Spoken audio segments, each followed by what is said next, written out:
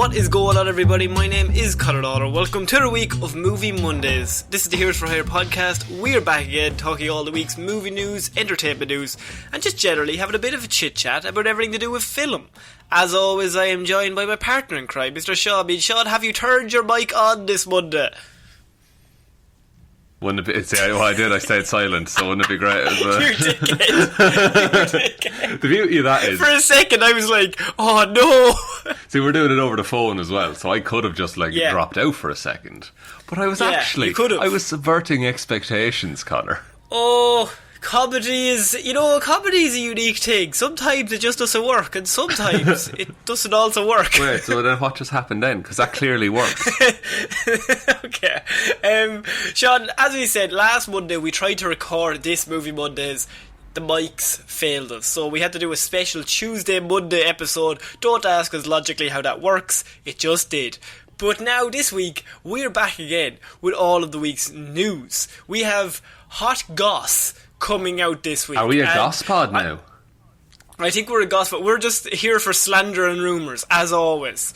But mostly this week, actually, there's a lot of DC news, so I've kind of tried to spread that out. But this week we're starting with a bit of Marvel news, but it's something we actually talked about last week. If we're going to be honest with the audience, it is something we talked about last week that is in the lost tapes forever. But we have the memory of a goldfish, so all these jokes will essentially be new. Who said anything about jokes? I'm talking about strict just conversation here. Okay, then hit me with the news and we'll see. Okay, Black Widow movie will pass the baton to Florence Pugh's Yelena Belova. So this is the news that, of course, the Black Widow movie is coming out. It was originally out for, I think, May 5th, I think it was something like that. Yeah. And then, of course, world blew up, is all on fire. Yeah. They pushed everything back. Everyone keeps forgetting, but the whole world on fire. So they've pushed it all back, and of course Black Widow still has to come out at some stage. They did make it. They can't just. They did make it. There was no point in saying, "Here, look, lads, we'll just leave it. It'll be grand." Just call it a day. And the director came out last week, and he actually confirmed that the movie will be seen as a passing over of the Black Widow mantra to Florence Pugh's Yelena Belova, who is seen in the trailer as another one of the Black Widow spies. She's trained up as well. So, what do you think of this? I do know your thoughts because you said them last week, but please, let's have another discussion. Well, I've done a complete 180 since last week, actually. Yeah, I hate this. No, I actually think this is a really good and clever way of doing it. Because we've seen in the trailer, she's literally as good as Black Widow. Like, she can fight the same. She's as tactically minded. The only thing she doesn't have is that Black Widow had her arc. Like, from Iron Man 2, when we first met her as, like, this cold, hard spy, to Endgame, where she was happy to die for her friends and family. And Jeremy Renner, which, I wouldn't be happy to die from. But she loves the Jeremy Renner app. Big fan of it. It's shut down now. Trolls got into it. Is it? Yeah. Okay. But now you can do a Black Widow. You can kind of do her justice. Sounds like the wrong thing to say, but you can explore more aspects of the character than they did with Scarlett Johansson's Black Widow. And it's also, it's a really, I suppose, we always saying in movies in general, they recast these people. Like, Iron Man had that whole thing where they recast Rhodey. And so, this is like a weird way of recasting without recasting. You kind of actually get the old person to pass it on, so you'll be more happy to accept a new person. Yeah. You're like, okay, well, look, the legacy character, they said that this person's good. This is a comic book trope for years and years and years. Exactly. People take up and drop mantles all the time. And it is a passing of the torch, and it might go back to the way it was, in the future. That's a lot harder to do with actors who actually age, but... Yeah. But actually, nowadays, they can just de-age them. Tom Hanks is going to be 50 forever. Tom Hanks is going to be the next Iron Man, yeah. You know what? I'd watch that. I would watch that just to see what would happen. He's too nice. A nice Iron Man would be a lovely movie, wouldn't it? Would it work? I would just... Would it just be Won't You Be My Neighbour? He's just always in a cardigan and like the world is blowing up around him. He's like, guys, can we not just love each other? I don't understand. He's got a good point, you know. What's going on? We should all love each other. Damn, he's done it. Thanos is like, you know what? You've raised a good point, Tom Hanks, the nicest man in the world. Actor Tom Hanks playing a role. But yes, this Florence Pugh thing, I mean, it goes without saying Florence Pugh is one of the best actresses working, one of the best young actresses working in Hollywood these days. Like, I'm pretty sure she was nominated for an Oscar last year for Little Women. Yeah. Did she get the nominee for that? She did. And I just think, like, she has proven time and time again that she is a very good actress, and Marvel would be crazy not to want to keep this woman, because if you have Scarlett Johansson going out, you need someone to come in to replace that. And, oh wow, what do we have this just on our lap? Oh look, one of the best young actresses in Hollywood. You know what, let's just write another movie for her. You know, we've nailed this. Yeah, and I think if you have Florence Pugh, you don't get her for 90 minutes of a movie. Like, absolutely, you utilise her. Like, she's amazing. It's like losing a tenner and then finding another tenner in your other pocket. Oh fuck! Yeah. Oh jeez! It's really good. I would love if, because we have probably my favourite villain of all time, Taskmaster, is also in Black Widow.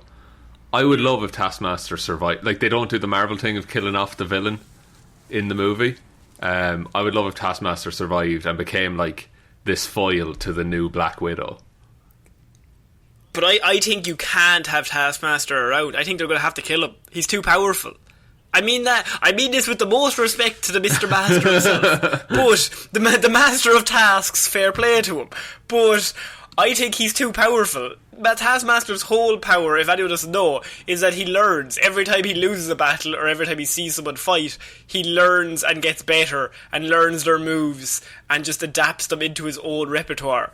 And I think if you keep him around for more than 2 movies, he becomes too powerful and nobody will be able to stop him. Wouldn't that be great though, if he was like, I'm not saying make him the next Thanos. You're Thanos. You're thinking Taskmaster Thanos. No, but like, make him maybe Ultron level of a villain. Actually, maybe that's even too far. Just yeah, I think you just love Taskmaster. I just think he's class. He is pretty cool. But like, as I said, I think you're going to have to... The only way you'd beat him at that stage, if it takes 2 movies or more, if he fights more than one hero, then he becomes more powerful every single battle.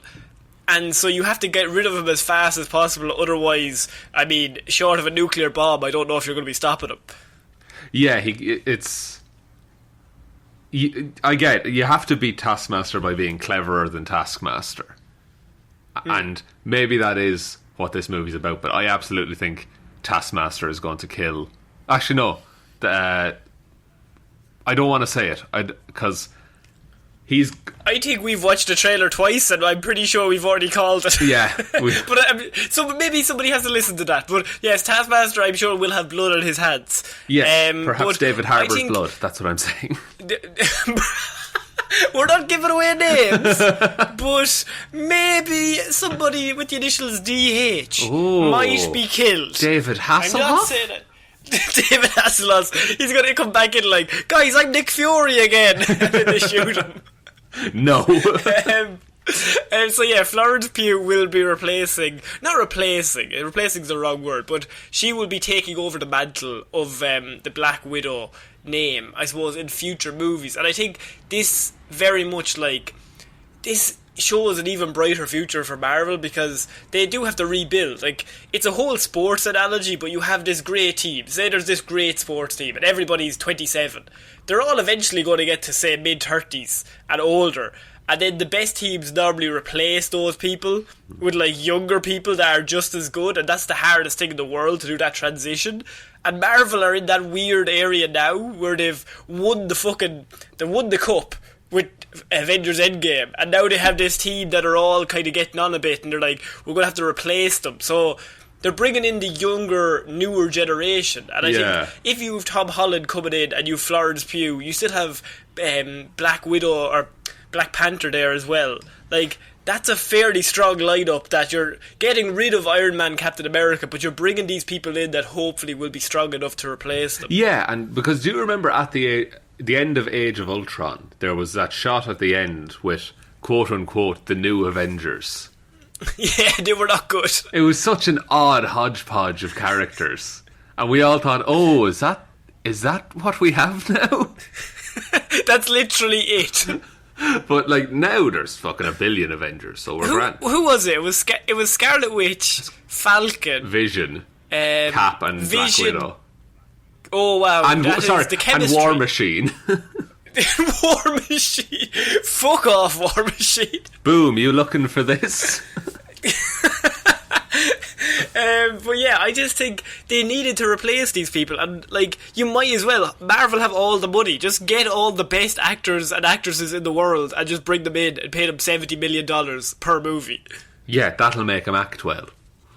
Yeah, I think money does make people act better. I don't know the rules, but I'm pretty positive. I've run my own studio. We've gone bankrupt. I just kept throwing money at problems, literally. Black Widow will be coming out now November 6th, 2020. So look forward to that. I hope Florence Pugh is great in it, because the worst thing could be like, oh, she has nothing on Scarlett Johansson. She'll never be able to replace her. I mean, it's about the same character, really. It really is. Like, they have the same powers and largely the same backstory. Yeah. Okay, we're moving on to something that is quite ludicrous in more ways than one, Sean. That is, actor Ludacris may have accidentally confirmed that Fast and Furious 9, or Fast 9 if you're down with the kids, goes to space. Here. Right, you can talk for a little while. I'm just going to check out of this particular story. You're just going to have a glazed look, staring out a window like, what the fuck? Well, look, the Fast and Furious movies, they have a history of, being bigger and bolder with every single one that comes out. And so, now number 9 is coming out. How do you top the last? The last movie was the last movie the one that ended on the snow? A nuclear explosion went off and they protected Vin Diesel by parking cars around him that are ultimately full of petrol. So logically that would be possibly quite a weak way to protect him. Flammable petrol. Petrol's normally quite flammable. And the last one before that was when the car park fell on him. And he walked that off. He walked it off. Look, what can you do? But where do you go from there, Sean? You've got nuclear bombs, you've got car parks, to man's greatest enemy, car parks. And so they've gone now, well, they haven't confirmed it, but Ludacris was in an interview with Sirius XM, and they were kind of just throwing things at him like, where can Fast 9 go from here? And somebody said, what about space? Like, what, could you go to space? And he said he did not say no. He very much he didn't confirm anything, but he strongly hints that the interview was definitely onto something. So, Sean, can we see Fast and Furious crew against Alien? I'm just throwing it out there. Hollywood, hire me. Alien versus Family. Alien versus La Familia. Oh, Jesus. They might do it, I wouldn't put it past them, because it will make money, is the thing. Yeah, because these Fast and Furious, I think Fast and Furious 7 is in the top 10 grossing movies of all time. Yeah, that's one of those weird facts that it has no right to be there. What are you talking about? It's one of the greatest movies ever. It's, Can't agree with you there, buddy. No, look, I will say that the Fast and Furious movies are terrible. But for some reason they get a pass because they know they're terrible.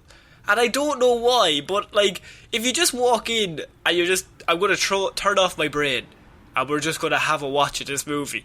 Like, you have to just figure out that everybody in the movie is a superhero for some reason. They all have superpowers because none of them can die, except for Han, but now Han's back to life. I don't get it, but I think space is the next frontier for this crew. And Ludacris might be the best actor on the crew, so I can't wait to see his powerful performance in space. I'm sure it will be a performance, and it might be in space. Those things I can grant you. They are guarantees. The good and the little bit words in between are maybes. That but he remains will be to be seen. Yes. And have you seen any of the Fast and Furious movies? I still haven't watched the one that you bought me on DVD. Oh, come on now. I think that's 7. I think it's one of the highest grossing movies of all time, Connor. Is it? Yeah, it's one of those weird facts, you know. It's one of those weird facts. You're just full of them. But Sean, do you think this movie franchise deserves to go to space? Can they drive in space? I don't know. Yeah, can they drive in space? I don't think so, because Vin Diesel could. I mean, Elon Musk put a car in space, so maybe there's that they have to go up and get that car. It's just floating. And it's like a rescue mission. It's just like there's a car up there. And no, Vin Diesel said there's a car up there. And you're just like, what did he say? There's a car up there. I think he said there's a car up where? No, there. Sorry, he said up there. Oh, right, yeah. Vinny, fair play to you. Vinny. He's a gravelly man. He's an iron giant of a man. He is.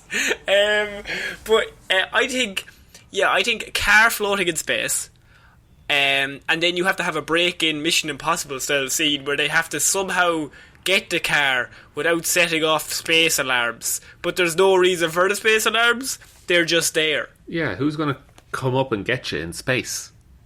Nobody can hear you scream in space. So I've read that before. Unless it's like the Mars rover that they're trying to fucking jack.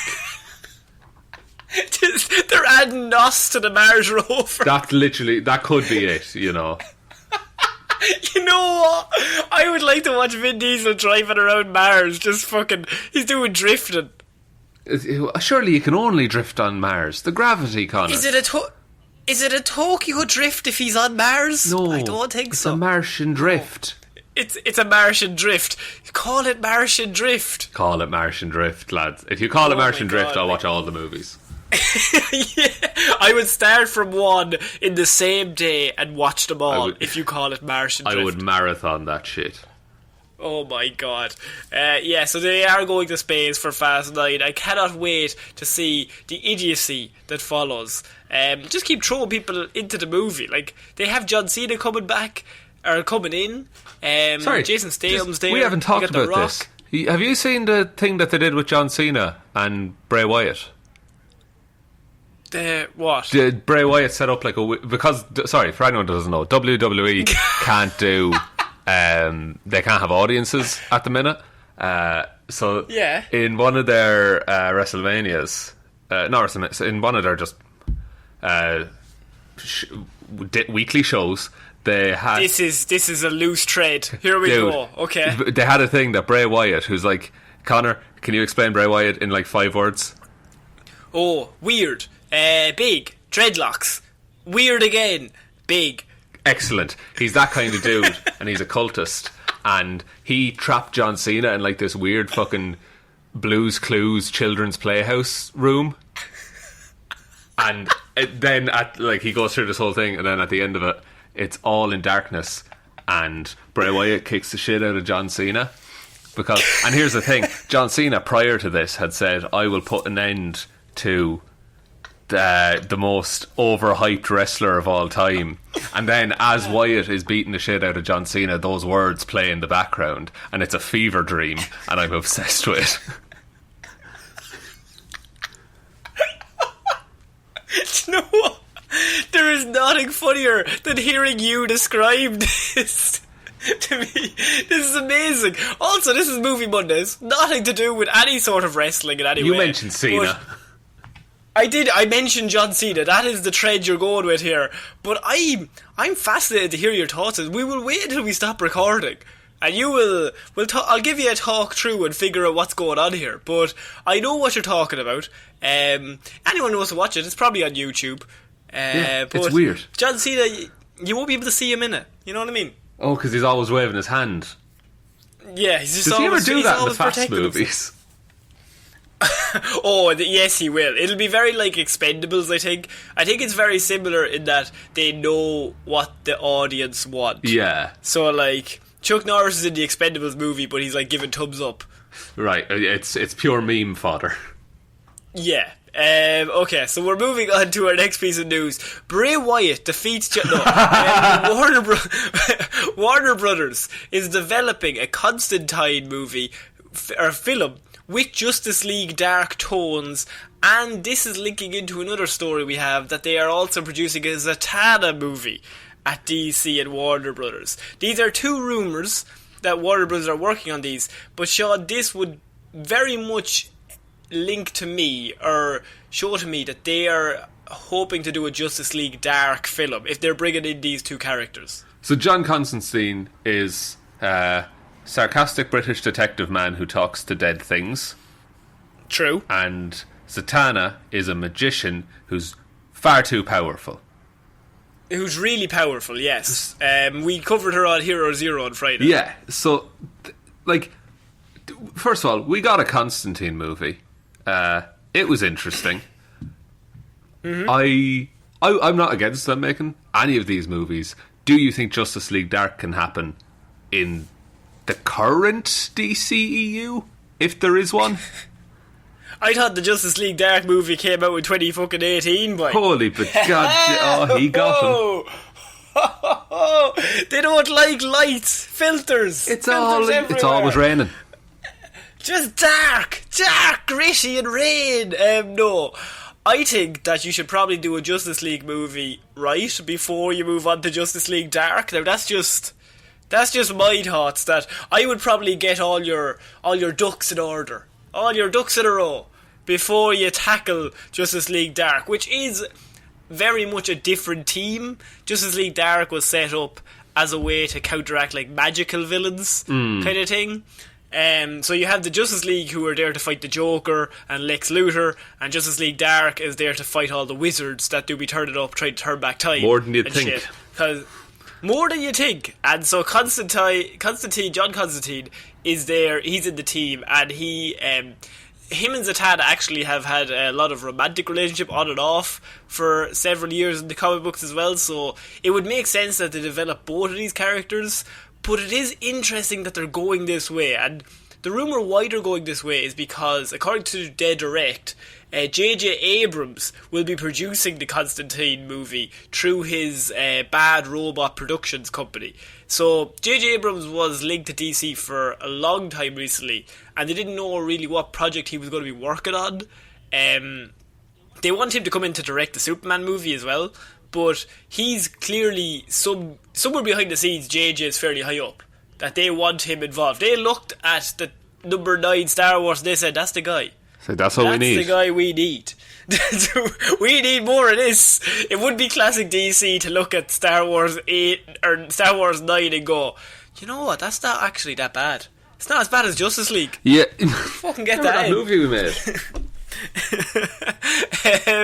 But yeah, so he will be developing and producing the Constantine movie, and there's a similar report with the Zatanna movie that he could be involved in that as well. So what are your thoughts on the whole Justice League Dark and these two characters being the leading characters they're going to go with? From what I know of those characters, they're solid and well-rounded enough that you can do a whole story with either or both of them.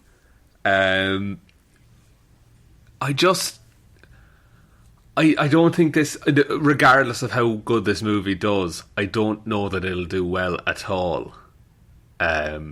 Just box office wise, because they're for as cool and as powerful and as important to stories as they are, they don't have the most name recognition, and they're a hard fucking sell to someone who doesn't already enjoy that kind of stuff. Yeah, I think it's very much like Justice League Dark has really, really hardcore fans. Not hardcore, but you know what I mean. Like, it has a very vocal fan base, but it would not be a large fan base, or as large as a Justice League movie. Of course it wouldn't. Like, Justice League has Superman and Batman. Yeah, two of the biggest characters of all time. Yeah, and so they're obviously going to have a bigger fan base. But, as you said, I think there is a fan base here, but I don't know if best bang for your buck is to do these two projects. I mean, they might be cool things to have. There was a 2005 movie with Keanu Reeves. Yeah, that had Constantine that was in it. And and also Matt Ryan, the actor, played Constantine. Like, they had the whole... He was in the Arrowverse and Legends of Tomorrow. That got cancelled, but he was great. He was show. amazing as Constantine. Yeah, and so there is... Constantine is a character that... Out of probably all of Justice League Dark, I would say that's the one you want to go with. And Zatanna would probably be my second choice of who you'd want to go with. Because they're very much trying to get a female-led movie going. Superwoman, I think, or Supergirl has kind of been cancelled because of the whole Henry Cavill, is he out, is he in kind of thing. That's kind of pushed that back. He's back in now? Sorry? I think he's back in now. Yeah, no, I think he's back in now, but I think they were going to start production, but then, of course, I think it was like a year and a half of was he in or was he out, and then Batgirl, Joss Whedon was attached to that, so not great on that end, no. But, and so they are kind of looking for, now they did Birds of Prey, and they're trying to really push Harley Quinn, but I think they want another project, like, you can never have too many, so... Zatanna would be probably one of your most popular female characters other than those, if you're going to do it. And she would be a character that you could, I suppose, sprinkle in to the Justice League as well, because Zatanna is part of the Justice League and Justice League Dark. And so that could be your link between the two. Do they call themselves Justice League Dark in, like, the comics? As far as I know, yes, but I would not be that well read up on it. I mean, the comic books are called Justice League Dark. Yeah, I'm just wondering, like, do they call themselves Justice League Dark when the Justice League has had one outing that arguably destroyed a small town? That's being remade. Yeah, like I don't know how solid they are in the universe. It's not a strong foundation. No, much like the town that the Justice League destroyed. True. But, you know, they have... Where was that town? Eastern Europe somewhere. Eastern Europe. It's a very big place. It's in Eastern Europe. It's like when people are like, oh, it's in Asia. Well, like, that's pretty big. You're going to have to probably narrow that down a little bit. Yeah, but... I'd like this movie to do well. I don't know that it will. And I think if it's made with the same kind of ethos and style as Justice League, I think it's going to absolutely tank. But if they try and make it just its own thing, like, they loosely connected to the DCU, but maybe like an Invisible Man kind of thing. Like, it's just a weird Constantine movie. Now, I'm sure they did that in 2005, and it didn't really do that well. But I think you should bring Matt Ryan back in and just have him play the character in the movie. Yeah, and like, he was so good. So just bring him in, and just... They don't have to be connected. People are smart enough to realise they can be different but the same. Wait, I don't know. People are pretty dumb. Everyone listen to this. Take as shit. I don't believe that. Oh, fuck. Is this my god? Oh, it is on. It's going out live. Delete that, bro. Delete that, bro. Well, imagine, do you remember when we used to do live shows? Jeez. Yeah, it was a rough time. Yes. Couldn't swear. People put us on 2 live mics. Just said go on. Just said we trust you. Well, those mics were always on, at least. Yeah, they were. Oh, what a time to be alive. Mics were on. Zatanna, I do think that you could have a good... She might be a better TV show, but then I don't know what budget for a TV show you could get to do her magic justice, if that makes sense. If you want to make it look good. Yeah, like some of the CW effects even are ropey as fuck. Which makes sense. Like, they're not going to get $70 million to do an episode of Arrow. No, probably not. Because that show's off the air now. Oh, yeah, actually. Jeez, I'm so out of loop on that. The Flash is still going, isn't it? Yeah, and so is Supergirl? Is Legends of Tomorrow still on? I think so. Okay, that's fair enough. Yeah, it's all the Batwoman has lost Batwoman. She was recast. Yeah. But, yeah. Different Batwoman. By Florence Pugh. Florence Pugh is just taking on all the new roles now. She's this hardest working woman. Busy bee. we're moving on to our next piece of news, and that is Jude Law, who has come into one of another Disney live-action remake of a movie that has already had 2 live-action remakes shot. I know you're clamouring for it, but Jude Law has been cast as Captain Hook in Disney's Peter Pan live-action remake. Yes, we're back again with the remake, Sean. What are your thoughts? Of all of them, I'm the least mad about Peter Pan, I think. Because we've already seen it? Because we've already seen it. I also think that the live-action remakes are better than the animation. What? Yeah. Oh, you mean Peter Pan? Yeah. Oh, yeah. No, not in general. Not the Hugh Jackman one. No. So you're saying Aladdin or Lion King, the live action is way better than Lion King? No. Just solely the Peter Pan universe is better in live action. Are you just thinking of Robin Williams and Hook? Yes, Hook is fantastic. Fair enough. Because I gotta respect that, because I agree. But the animated Peter Pan movie came out in 1953, so they are going to be doing a live action of that movie. Is there a market for this? Because at least the other live action remakes had a bit of, I don't know what's the word, like they had a bit of shine because they'd never been done before. Yeah, I think there was a bit of novelty to them. Yeah, novelty was the word I was looking for. Yeah, they had novelty to them, but Peter Pan has been done to date in the last 10 years or 15 years. Yeah, I don't know. I have not seen any of the live action remakes, so I probably will add this of any of them. So I probably will add this to the list of not seeing the live action remakes. But there was one in 2015 of Peter Pan. Yeah. Which one was that? Garrett Hedlund played Hook in the villainous pirate in 2015's Pan, which also had Hugh Jackman in it. Oh, I didn't see that one. Yeah, there has been one in 2015. There's the Robin Williams one. There was one from 2007, maybe. Of all of them, I think, I don't know. There's something about Peter Pan. I just think it's fine to do in live action. Who cares, kind of a thing. Yeah, and Jude Law, an incredible actor. Yes, and I'm sure to see him as a pirate would be class. Yeah, I mean, I think he would be. He's also, if he's Hook, he's evil, and we've seen him in Captain Marvel that he's a good villain. He is, and I'd love to see him do the kind of panto villain that Captain Hook is. Just like over the top completely. Just larger than life and fucking dastardly evil kind of a thing. The one thing I noticed in Captain Marvel is he's got good evil eyes. I was just thinking about the eyes. He's just stared at, like, when he in Captain Marvel I was looking at him like, there's evil in those eyes. There's rage. That's good acting. He's made his eyes look bad as well. Good stuff. Like I would rather this than the Lion King remake, put it that way. Yes, I think the Lion King remake. See, I like a remake that isn't just a shot-for-shot remake. Yes, but that's why Hook was great, because it wasn't the same story as Peter Pan. I think you could re-release that 2015 movie Pan, and nobody would know the difference. No, they'd just be like, "Oh, Hugh Jackman's in a new movie."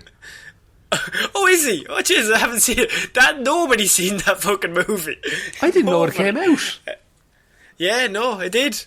But check on your Google there. How much money did Pan make? How did Pan's Labyrinth? No, not Pan's Labyrinth. Not the movie Pan's Labyrinth. Pan movie. I assume, 2015 film starring Hubert Jackman. Hubert Jacked Man. A huge jacked man, if you will. Mm-hmm. So it was made for a budget of $150 million. Holy shit! And that's a lot of money for a movie nobody remembers. In the box office, it made $128.4 million. Holy shit! Oh my god! I think you'd call that a flop. Someone's like doing the maths like, oh fuck, that's less. Oh, I know for a fact that's less. Oh, I don't even need a calculator. I don't even have to do it in my head. Just looking at those numbers, that looks less. Like, how do you come back from that? How do you look at that and say, let's make another one? How do you look at that and go, there's a market for this? So the people are clamouring for it. They're clamouring for another one. I remember distinctly, like, seeing that and going, oh, Hugh Jackman's in it, and then walking past it and never thinking about it again until this very moment. Little did you know. Yeah, little did I know that everyone else had the same reaction. Jesus. Okay, let's see how the new one goes. Jude Law, good pickup though. Hopefully they pick up some other standout actors and actresses for the roles, because I think you're going to need it to get a bit of star power going. And you got to cast like a good kid actor for Peter Pan. Florence Pugh? Florence Pugh. Oh, Hugh Jackman. Oh, Michael B. Jordan. Michael B. Jordan. He could do it. He has range. The man has range. We're going to move on to a rumour shot. I know we don't deal with rumour and slander here, but this rumour particularly caught my interest. And that is something very similar to what we were talking about earlier on in regards to DC, Justice League Dark. Well, Warner Brothers is rumoured to be poised, to reboot the Justice League with a rebirth film. Sean. But we're... Yes. Hang on. So which Justice League is this? Is this the one that Zack Snyder's doing, or is it the original Justice League that Zack Snyder did? Are they not the same thing? No. The Justice League... This Justice League is going to be a complete new reboot. But who's playing Superman? It's going to be a Justice League rebirth. Who's playing Superman? It's not said. It's Cavill, isn't it? They're going to do Cavill. We don't know. All we know is that they are hoping, it's a rumour that they're looking into the possibility of redoing a Justice League rebirth film. Now, they've rebirthed the Justice League many times in the comic books, every 10 or 15 years. They just do like this. Like, the most famous one I can think of is Grant Morrison in late 90s, early 2000s. When he like did his own, you just do Justice League #1 and just start again. Oh fuck! And and so you just do like everything before it is kind of canon, but not really. It's like its own story. And so they could do a Justice League rebirth film, but I think you're going to have to cast everybody new. Now you could use Robert Pattinson technically, because he's already in as Batman. That's true. And then, so you're already one down. I don't know, do you bring in do you keep going with Gal Gadot? Or Gal Gadot? Like, do you bring in Jason Momoa? But, like, when the new Wonder Woman comes out, and then are they immediately just going to be like, now there's a new Wonder Woman? Do Jason Momoa, you're doing The Trench at some point, lads. The Trench, everyone's favourite. I am looking forward to The Trench the most of all, of anything. Like, is Zachary Levi back as Shazam? I suppose you could cast Zachary Levi in as Shazam, because he has not been seen to be connected to anybody else. Yeah, and you could have Zachary Levi as Shazam. Then you got Robert Pattinson as Batman. Then it gets a bit murky because, like, you still have the whole confusing scenario of you've rebooted half the universe but not the other half. Is the Pattinson Batman, which is 25 years younger than the other Batman, you can't even say it was just a recasting because did he lose 25 years as well? Yeah, I honestly don't think that like a younger Batman and an older Superman would be an interesting dynamic. No, you need them to age together. Although Superman doesn't really age, but you know what I mean. Yeah. But that's what I mean, is that they've always done that, so why not try it different? Do you get me? Oh yeah, I suppose you could. If you wanted to be wrong, Sean. No, but like you could. I just think the whole thing needs to be cleared up. Like, I think they're just throwing shit. Like, if they do a rebirth, I think you kind of have to just sleep in the bed you made here. Like, you've kind of made this problem yourself, and you can't just go, well, we'll just move that to the side and we'll start again. Because you kind of already have a built-in Wonder Woman and Aquaman, and that Flash movie that is coming out, because Keaton is now involved in it. So I don't understand why they would start again, but this is a rumour that I felt like we need to talk about, because if they do this, I think it might be a silly idea unless you're recasting everybody. Yeah, and I think they do. I think they just need to hold a press conference someday and just be like, this is what's real. This is what's real. Everyone go with us. Okay, so we're going to move on to something that I thought might interest you, Sean, and that is the Fantastic Four in the MCU. Now, I know you're a big Marvel fanboy. You're non-stop yapping about how much you love Marvel. Well, another person that loves Marvel is Marvel's science advisor, Sean. He comes in, Clifford Johnson. He's a British theoretical physicist, and Marvel bring him in as a way to help logistics-wise on how this all works. Right. To give it some sort of logic, like have it behind based the scenes. In reality kind of thing.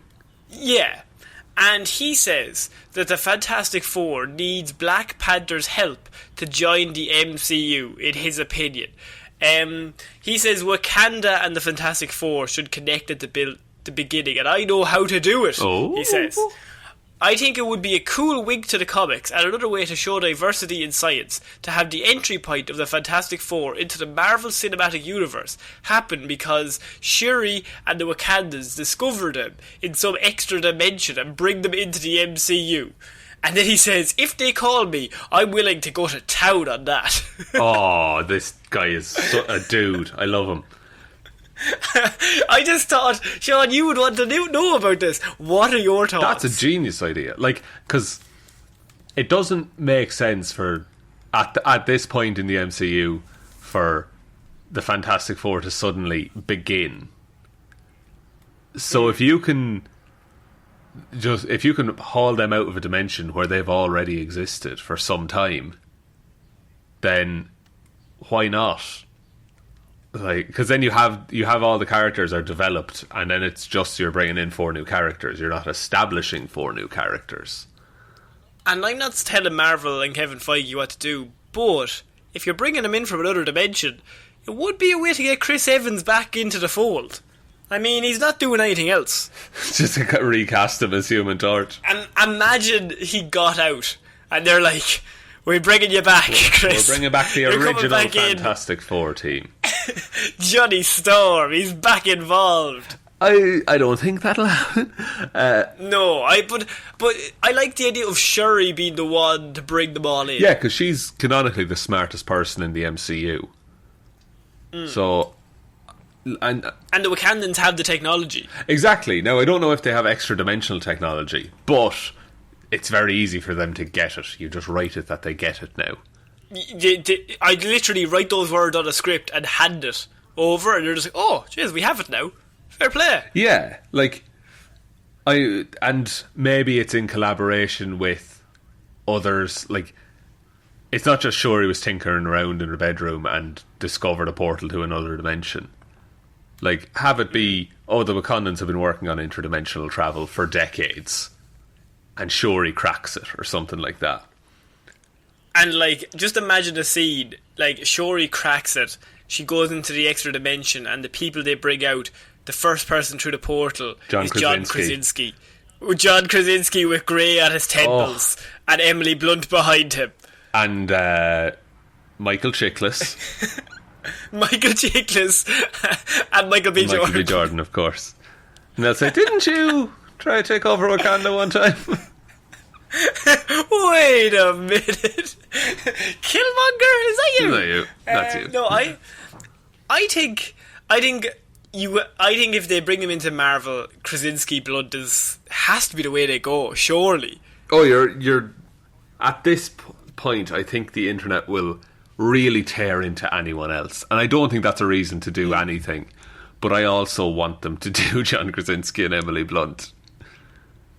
The only other one I'll accept is if they do Chickless and Jamie Bell same team. Oh, together at last. Together, but Chickless is playing Sue Storm. Oh, okay. And Bell is playing Johnny Storm. Bell is Mr. They're Fantastic. Brothers. Bell is Mr. Fantastic. I just want to see Chickless and Bell say, the two of them looking at each other like, wow, we are strong. We are really big strongest guys. You know what's sad is I see Jamie Bell on the Graham Norton show, and he's a lovely man. Like, he seems really sound. Like, he's just chill. He's very well adjusted, I think. From, like, because he was Billy Elliot and everything from, like, when he was, 10 maybe? And so he's been in that limelight for all those years, and he seems really down to earth and really just chill. And then he got cast as Ben Grimm, and everyone just roasted him for ages. Us included. Yeah, but he's just... Sometimes casting is just not good. It's just the way it is. Yeah, and look, I do think it will be class if the end credit scene of Black Panther 2 was like Shuri opening up a portal and John Krasinski popping out. Because that's all you'd need. You'd need no words. Oh, boys. Everyone would just get it. Yeah, and then you have literally a whole new team just involved there. And you also have them in Wakanda. They don't understand this universe. Maybe in their place.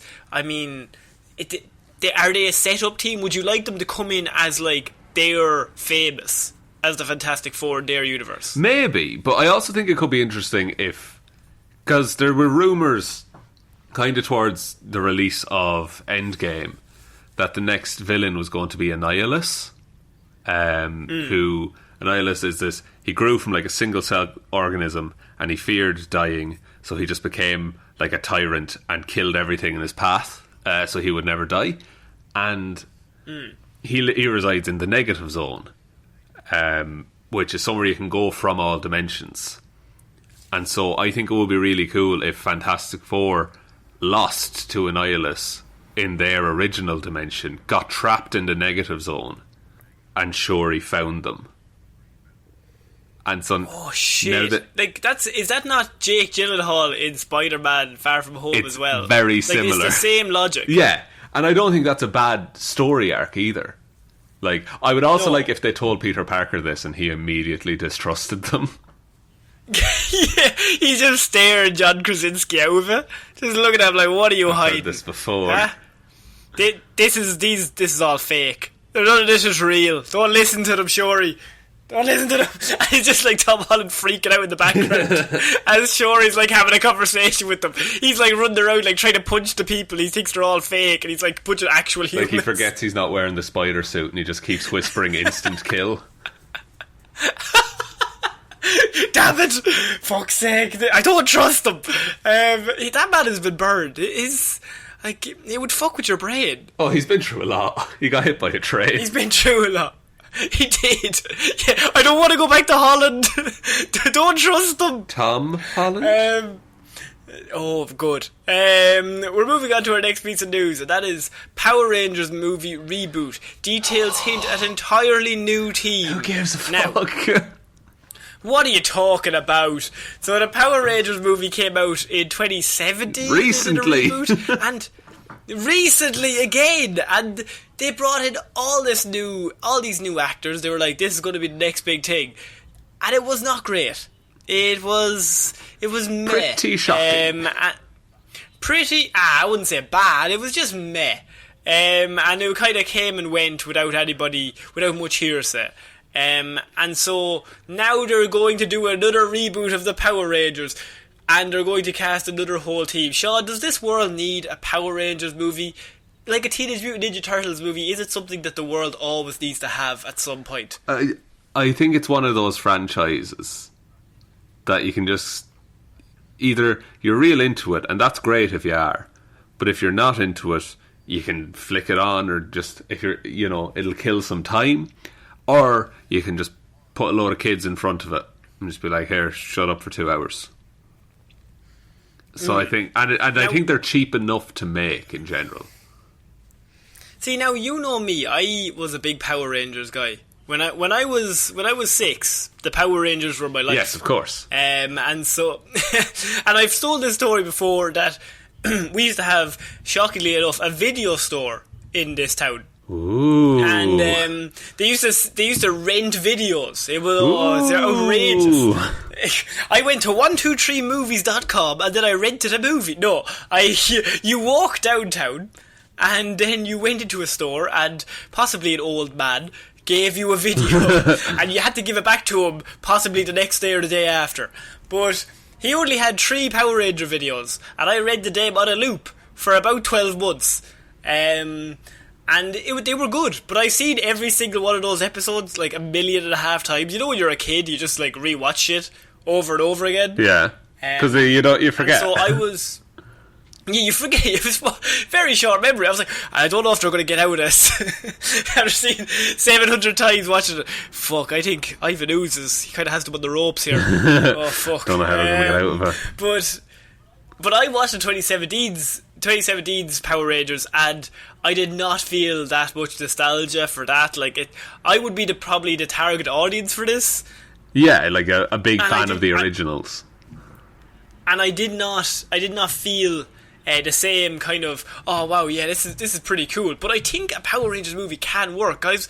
They've cool outfits. You've got a team, and they all have like vague superpowers. I don't know if they're are they strong, fast, kind of in the suits, but you have a team of superheroes fighting a monster. They're all the biggest movies in the world right now. I think they can work, but it needs to... It's weird. It brings with it a lot of baggage if you're a Power Rangers movie. In what way? Just in terms of the name. Like, you heard Power Rangers, and immediately you were just like, oh yeah, Power Rangers. But I think the Power Rangers could be a cool... Like, if they came out now in a movie, you'd be like, this is a unique look on the whole, like, superhero thing, but it's just like 5 teenagers coming together. They all get powers. It's a very 90s thing, but look, let's go with it. They all inexplicably lose 2 feet when they morph because they have to get the stunt doubles in. It's because the suits condense your muscles. They condense the muscles.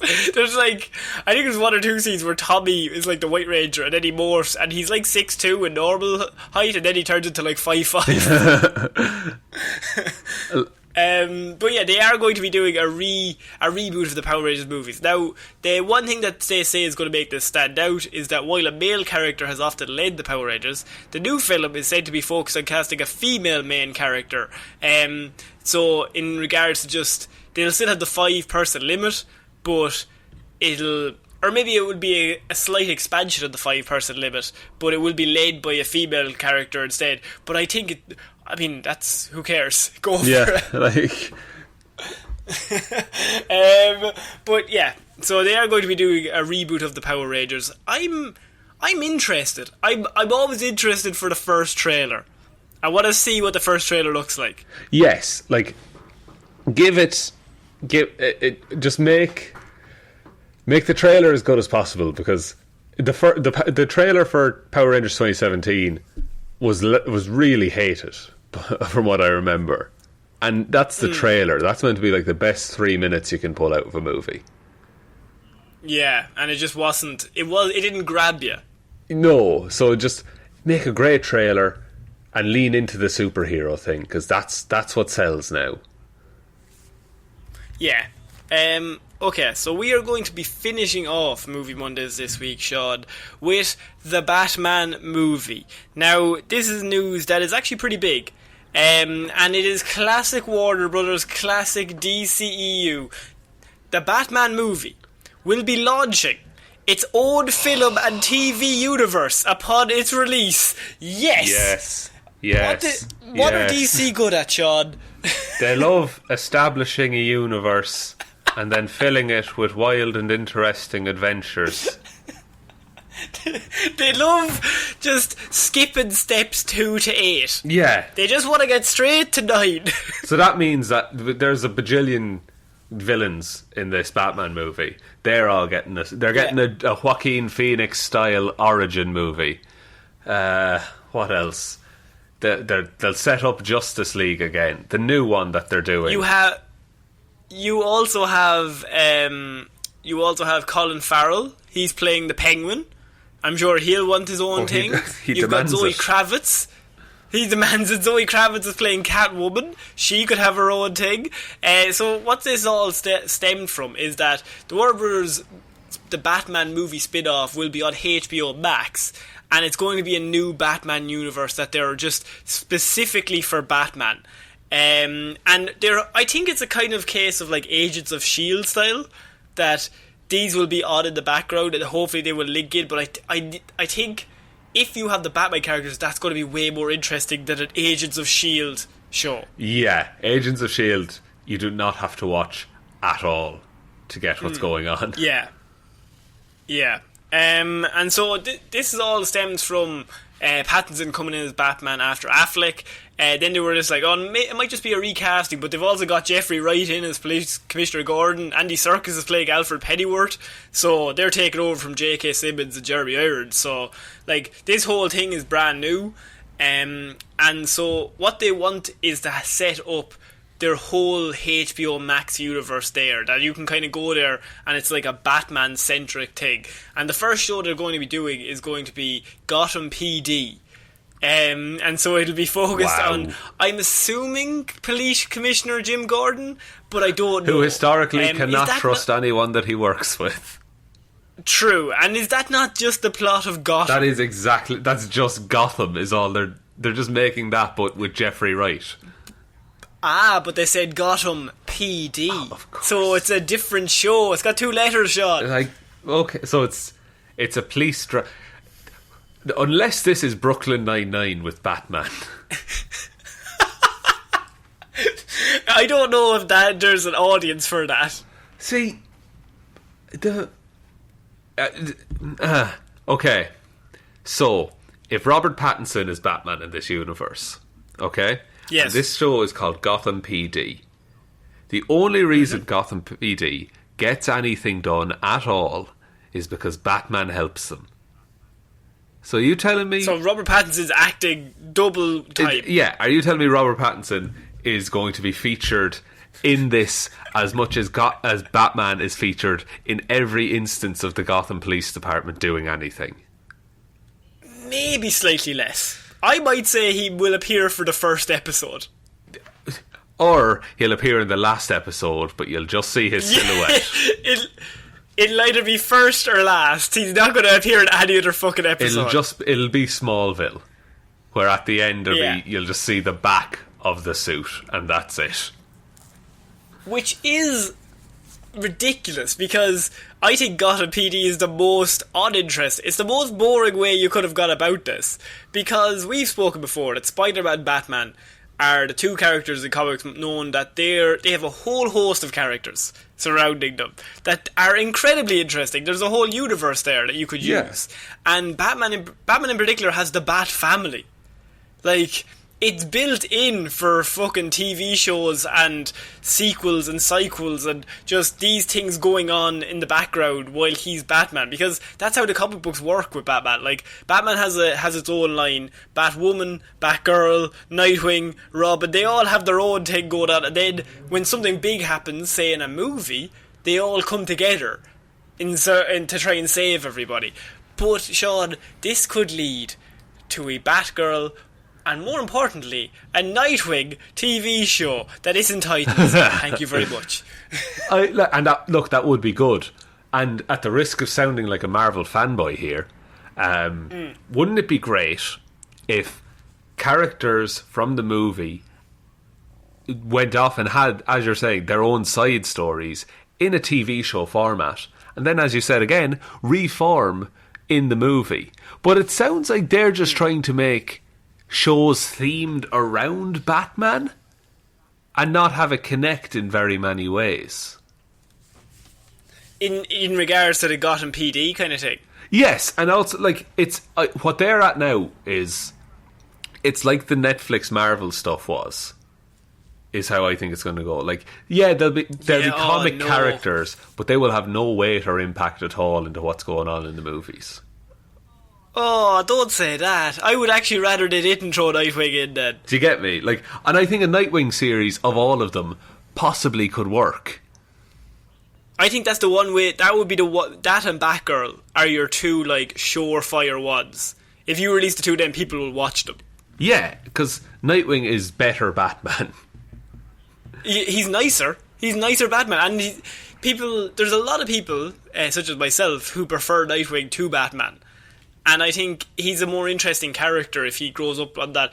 Obviously not in the Titans form, where he's just mad all the time with blue filters. But he's just... You need a different style of show. If you have Batman in the movies, like, that would be so good. If you have Batman in the films, and you have Nightwing and Batgirl and Robin having their own separate shows together, there is an audience there. Like, the Bat family are probably one of DC's leading merchandise sellers. Like, they are the ones that drive a lot of Batman. That's the genius of Batman as a character, that, like, they realise that him by himself is not going to sell comic books, all the comic books, or he won't last. But if you build all these characters around him, and you build his relationships with all these characters, it adds so many more layers to him. Yeah, it, like, through the people he interacts with, he becomes more interesting. Yeah. I think, for example, Batman is more interesting when any of, say, if Nightwing and Batman are in the same room together, Batman is more interesting. Because they have this weird history of, like, he took him in as a 10-year-old, then they fucking hated each other for a while, and now they're like, weirdly, Batman kind of is like, you're your own man, I'm not going to interrupt, and he kind of looks at him as like a partner rather than as a sidekick. And that's always like such an interesting formula. And then you also have, say, Batman and Jason Todd, who's Red Hood. Like, if you did a Red Hood show, I think people would watch that. I would watch the fuck out of a Red Hood show. That's like what's the one from Marvel? Punisher. Punisher. I was thinking the Predator, and I was like, Punisher, yes. So it would be very Punisher, that he just goes around and picks people off. I don't know if they're ready for a Robin, unless you're going to do a Tim Drake. But even then, I don't know if... I think you probably have to start with Batgirl, Nightwing, Red Hood, because there's already a Batwoman show. Yeah. See that, and where does what happens to all that then? So yeah, the Batwoman show. You also have the Flash. So is the Flash in this universe? The Flash has proven that it does open up different dimensions. So the Flash could be used, the Flash TV show or the movie could be used to open up a universe in which all these characters are in it. Yes. Like, I don't know. I think they've announced they've done what they always do, and they've announced this before really thinking it through. Hopefully I'm wrong. Yeah, I think we fill in the gaps a lot of the time. Like, I read this and I'm like, oh wow, I can't wait to see, Little Dickie's gonna get his own show. And then I start and stop, as you say, and think about it. I'm like, logically, if Dick Grayson has his own show, will they keep throwing him into the movies, or will it be very like the Defenders, that they have their own show and then Batman is just Batman's the cash cow in the movie form? Yes. Like, just think it through, that's all I ask. Okay, so that is it for this week's Movie Monday, Sean. What a week. It all recorded this week. Now did it? I want to triple check that. The recording's still going. Record? I'm watching it here, so we're alright. I actually didn't click record, so I think we should start again. We'll put out your recording from last week and my recording from this week. Yeah, just complete opposite conversations. They'll sync up somewhere, it'll be grand. So somewhere along the line, do you want to take? Yes, thank you everyone for listening to this episode of Movie Mondays. We'll be back on Wednesday with Weird News Wednesday, Friday with Hero or Zero, and next Monday with another episode of Movie Mondays. Big thank you to all of our patrons over on Patreon who support us. Thank you all so much. Alexander Williams, Ciara Lawler, David Clarke, Ed Ball, Joe Burney, Ray Ging, Roisin Hally and Ryan Evanson. You are all the best. You're all my favourite people in the world. I know I can only have one favourite, but you're all my favourite. But you're all individual persons. Harsh. I'm so confused. This is the worst show ever. Connor, you're alright too. Who else is Yay! cool? Michael B. Jordan. I like him. Let's just do you want to start some character assassinations? Oh no, I'd rather not. Is Mel Gibson back? Don't bring Mel back. As I say, patreon.com/Fire podcast, or there's a link in the description if you want to support us over there. You can also follow us on Twitter at Heroes for Hire Pod. The 4 is the number 4. Facebook Heroes for Hire Podcast. Instagram Heroes for Hire Podcast. Or you can email us heroesforhire_@outlook.com. But the best way you can ever support the show is by telling one human being that we exist. Just the one. I did it, Connor. I'm incredibly proud of you. I'm so proud that you recorded the show. Well, I haven't pressed stop yet, so we'll see. Well, we'll see. So yeah, I've been Ciara Lawler, and I'm a proud guy. Bye.